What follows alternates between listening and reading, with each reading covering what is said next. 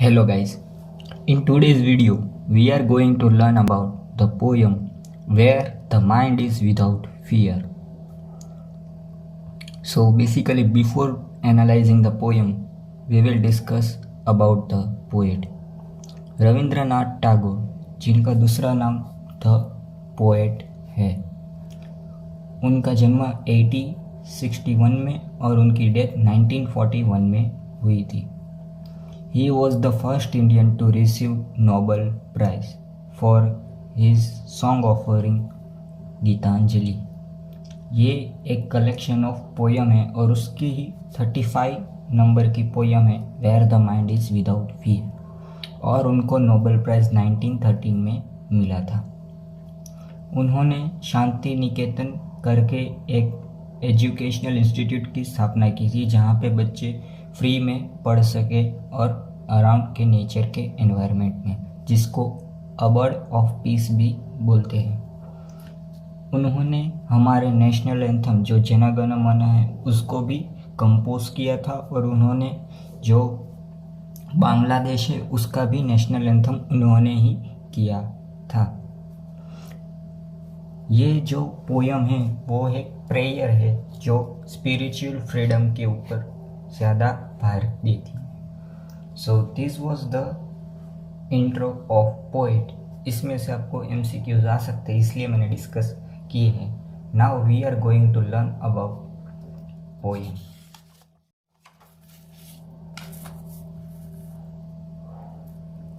अब इस पोएम का दूसरा नाम भी है heaven of freedom. Now we will start. Where the mind is without fear and the head is held high, where knowledge is free. So first line से ही poem में ये कहा गया है, रविंद्रनाथ टैगोर जो है वो इंडिया के फ्रीडम की बात कर रहे हैं। अब कैसे? अब ये पोएम लिखी गई है अराउंड 90s के दौर में, जब हम इंडिपेंडेंट नहीं थे, यानी कि हम इंडिपेंडेंट नहीं थे और हम अंग्रेज़ों की गुलामी में थे, और उस समय लॉर्ड कर्जन में डिवाइड एंड रूल का रूल अप्लाई किया था और बंगाल के जो पार्टीशन हो गए थे। तो ये देख के जो पोएट है वो फ्रस्ट्रेटेड हो गए और उनको बोला कि ऐसा नहीं चाहिए, मुझे कुछ ऐसी क्वालिटी चाहिए जो एक इंडिपेंडेंट नेशन के हर एक सिविलियन में हो। तो उसे ही वो एक पोएम के थ्रू रिप्रेजेंट कर रहा है। तो where the mind is without fear and the head is held high, कि किसी के माइंड में फियर ना हो और सभी लोगों का सिर गर्व से ऊंचा हो। Where knowledge is free. अब नॉलेज इज़ फ्री में यह मॉनेटरी टर्म्स की बात नहीं कर रहे हैं, ये ऐसी बात करें कि जो नॉलेज है वो किसी के जात पात यानी कि किसी भी प्रकार के डिस्क्रिमिनेशन के बिना हो, यानी कि एज, कलर, सेक्स, कास्ट, इस सारे एलिमेंट्स के बिना बायसनेस के सबको एजुकेशन मिले, ऐसा नॉलेज होना चाहिए। Where the world has not been broken up into fragments by narrow domestic walls. अब इसका मीनिंग क्या है? तो इसमें यूज़ किया गया है फिगर्स ऑफ स्पीच। अब वो मैं आपको वीडियो के एंड में बताऊंगा कि कौन से फिगर ऑफ स्पीच का यूज़ किया है वो। अब उसका मीनिंग क्या है वो कि where the world has not been broken up into segmentation, कि द वॉल्स, जो वॉल्स है यानी कि ये कोई रियल लाइफ की वॉल्स नहीं है, पर वो जो नैरो डोमेस्टिक वॉल है, जो लोगों के सुपरस्टिशन होते हैं, जो रूढ़िचुस्त मान्यता होती है, उससे जो वर्ल्ड हमारा जो ब्रोकन हो जाते हैं, यानी कि गुजराती, हिंदी, मराठी जैसे हमारे जो डिवाइड हो चुका है हमारा स्टेट या कंट्री हमारी जो डिवाइड हो चुकी है, वैसी डिवाइड होनी नहीं चाहिए। Where words come out from the depth of truth, where tireless striving stretches its arm towards perfection. जहाँ words come out from the depth of truth, तब ऑनेस्टी यानी कि सच्चाई इतनी ज़रूरी नहीं थी। लोग डर के मारे कुछ भी बोल देते थे, यानी कि अपनी जान बचाने के लिए वो झूठ भी बोल देते हैं, क्योंकि उस समय था ही ऐसा, अंग्रेज़ों का रूल था। और उनसी सज़ा के बचने के लिए लोग कभी सच नहीं बोलते थे और अपने मन में जो होता, यानी कि जो फ्रीडम के लिए जो उनके मन में जो इच्छा थी वो खुल के किसी को बताते भी नहीं थे। तो टैगोर यही थे कि सब लोग अपने जो माइंड के जो विचार है वो ठीक से रिप्रेजेंट करें। Where tireless striving stretches its arm towards perfection. सभी लोग को अपने काम में मन लगाना है और ऐसा काम करना है कि परफेक्शन मिले। अब इसका मतलब क्या है? The idea of striving has been given the shape of human being whose arms were stretched by and trying very hard to reach perfection।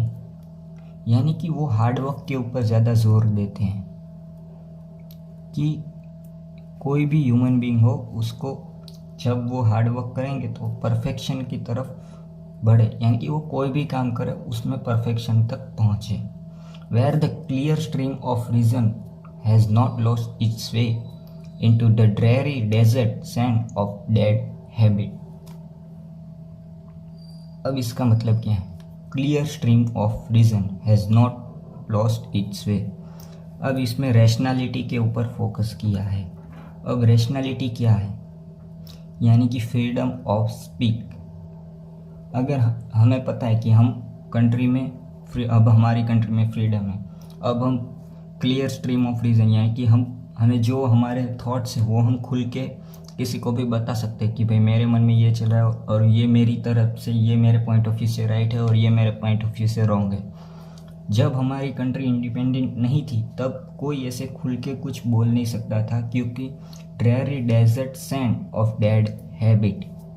तब ये डेड हैबिट क्या है? जो पुराने लोगों की जो मान्यता थी कि भाई आप नहीं बोल सकते या औरत नहीं बोल सकती, हम ब्राह्मण ऊंची जात वाले हैं, ये नीची जात वाले, ये जो डेड हैबिट थी, जो सुपरस्टिशंस थी, वो थी, उनका एग्जिस्टेंस था। इसलिए वो कोई भी क्लियर स्ट्रीम ऑफ रीजन यानी कि कोई रैशनल पॉइंट ऑफ व्यू का यूज़ नहीं कर रहा था और कोई भी अपने थॉट्स प्रेजेंट नहीं कर रहा था। Where the mind is led forward by thee into ever widening thought and action. Where the mind is led forward by thee. अब दी का मीनिंग क्या है? अब दी का मीनिंग ये है कि जो लोग स्पिरिचुअल है, जो रियल में फ्रीडम चाहते हैं, वैसे लोगों को हम फॉरवर्ड करें, कि जो हमारे देश को इंडिपेंडेंस दे वैसे लोगों को हम फॉलो करें और उन लोगों को सब फॉलो करें। Into ever widening thought and action into that heaven of freedom. Into ever widening thought and action into that heaven of freedom, my father let my country awake। अब इसमें भी दो टाइप के फिगर्स ऑफ स्पीच किए हैं, जो है personification. पर मैं आपको बताऊंगा इसका लाइन का मीनिंग क्या है, कि भाई जो ever widening thought and action है, कि इंडिविजुअल जो अपनी मन से जो उसके जो इनोवेशन के थॉट से जो कुछ करने की जो इच्छा है वो बस एक तरह से जाग जाए और मेरे कंट्री के सारे लोग जाग जाए। ये जो सुपरस्टिशंस है, जो मान्यता में सोए हुए हैं, वो लोग बस जाग जाए, यही मेरी प्रार्थना है। माय फादर यानी कि गॉड। तो ये है पूरा एनालिसिस ऑफ पोयम कि पोयम कहना क्या चाहती है। अब आपको पता है कि ये प्रेयर है और इंडिपेंडेंट के लिए पोएट प्रार्थना कर रहा है, पर ये पोयम उसका दूसरा पॉइंट ऑफ व्यू ये भी है कि हमें मोर देन 60 ईयर्स हो चुके हैं इंडिपेंडेंट होने के बाद, और हमें कंपैरिजन करने को बोला है कि बिफोर इंडिपेंडेंस और आफ्टर इंडिपेंडेंस हमारे कंट्री में कितना चेंजेस आया है, वो हमें देखना है कि क्या हमें ये सारी रियलिटी से हम बाहर आ गए, जो सारे सुपरस्टिशन से वो बाहर आ गए हैं कि नहीं, वो चेक करना है। तो ये थी पोएम के two perspective, one is prayer for independence and second one is the comparison. Now we will move forward for the figures of speech. अब इसमें दो टाइप के फिगर्स ऑफ स्पीच यूज किए, one is metaphor and second is personification. अब metaphor का meaning क्या होता है, यानी कि कंपैरिजन की है। अब मेटाफोर कहाँ यूज किया, वो ये जो मैंने ब्लू लाइन स्टार की है वहाँ मेटाफोर यूज़ हुआ है। where the world has not been broken up into fragments by name or domestic walls। अब वॉल्स का कोई फिजिकल स्ट्रक्चर नहीं है कि कोई ब्रिक या सीमेंट की वॉल्स नहीं है, बट ये जो वॉल्स है वो religion and narrow minded thinking की है, यानी कि जो नैरो माइंडेड मान्यता थी उसकी है, जो रियल लाइफ में है नहीं। तो ये है मेटाफोर का यूज़। अब नेक्स्ट कहाँ यूज़ हुआ है वो, where the clear stream of reason, यानी कि क्लियर स्ट्रीम ऑफ, स्ट्रीम का मतलब आपको पता है वो झरना होता है, वो जो बहाव होता है वो। The poet compares a logical mind to a clear stream, यानी कि जो रैशनैलिटी के ऊपर जो उन्होंने फोकस किया है वो उसके साथ उन्होंने कंपैरिजन की है।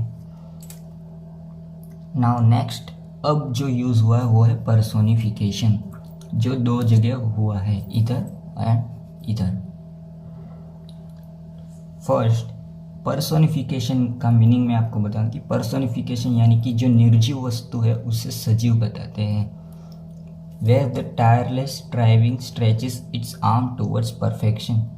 अब इसका मतलब क्या है, जो ह्यूमन एक्टिविटी जो होती है, चलना दौड़ना, जो ह्यूमन ही कर सकते हैं, उसको कंपैरिजन में ऐसे डालते हैं कि वो रियल लाइफ के जो निर्जीव एलिमेंट्स है जो उनके साथ हम कंपैरिजन करते हैं। Where the tireless striving stretches its arm towards perfection.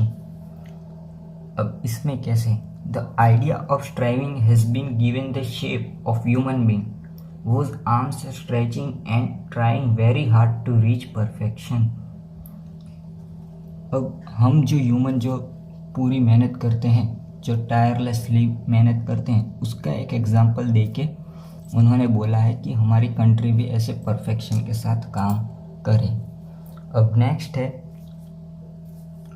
Into that heaven of freedom my father let my country awake. अब इसमें हेवन ऑफ फ्रीडम, अब हेवन का मतलब आपको पता है स्वर्ग। अब इनको फ्रीडम जो स्वतंत्रता है उसे स्वर्ग से कंपेयर किया है, यह एक मेटाफोर है।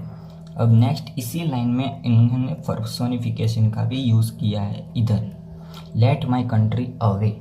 A country is not a living being yet the poet talks about the nation waking up just like a human wakes up from the sleep. जैसे ही हम स्लीप में से उठते हैं वैसे ही पोएट कह रहे कि मेरी कंट्री भी जाग जाओ जो सोई हुई है वो। सो ये थे सारे फिगर्स ऑफ स्पीच जो है मेटाफोर एंड पर्सोनिफिकेशन। अब हम बोलेंगे टोन ऑफ पोयम और central idea of poem. Though the poem is written in the form of prayer, the tone is ironical towards human behaviour and human mindset which is very narrow and limited, controlled by the domestic walls of caste, creeds and religion। तो ये तो simple है, जो मैंने आपको पूरी analysis में बताया वो ही शॉर्ट एंड स्वीट फॉर्म में लिखा है कि एक ऐसी पोएम है जिसमें आयरॉनिकल है ह्यूमन बिहेवियर और ह्यूमन माइंडसेट की बात की है जो नैरो डोमेस्टिक है, यानी कि जो कास्ट एंड क्रीड्स और रिलीजन के मुताबिक चल रहा है और उसे रोकने के लिए प्रेयर की गई है। अब ये थे सारे questions, figures of speech, centralised idea. अब क्वेश्चन आंसर जो 2 मार्क्स के आते हैं वो तो आपकी जो स्पेक्ट्रम की बुक है उसमें भी दिए हैं, उसमें 10 MCQ दिए हैं, उसमें से ही आंसर बनेंगे। तो सारे आंसर मैं अभी आपको बता देता हूँ, आप अपनी बुक में कंपेयर कर लेना। तो पहले का आंसर है सी, दूसरे का C, third D, fourth B, fifth B, 6 C, 7 C, 8 A, 9 D and 10 B. तो ये है सारे पोएम के answer. For written and spoken communication skills का जो सब्जेक्ट है उनको स्पेक्ट्रम की बुक है, और जिनको लैंग्वेज थ्रू लिटरेचर है उनमें तो डायरेक्ट 4-5 क्वेश्चन ही दिए हैं, तो वो उनके आंसर भी मैंने सारे कवर कर लिए हैं, तो आप भी देख लीजिएगा। So that's it for today guys. I will try to publish all the videos as soon as possible. Publish तो होंगे वो गारंटी है, पर कितने जल्दी होंगे वो मैं अभी बता नहीं सकता क्योंकि मेरे भी असाइनमेंट के वर्क चालू है। So thank you for watching. Stay healthy and stay happy.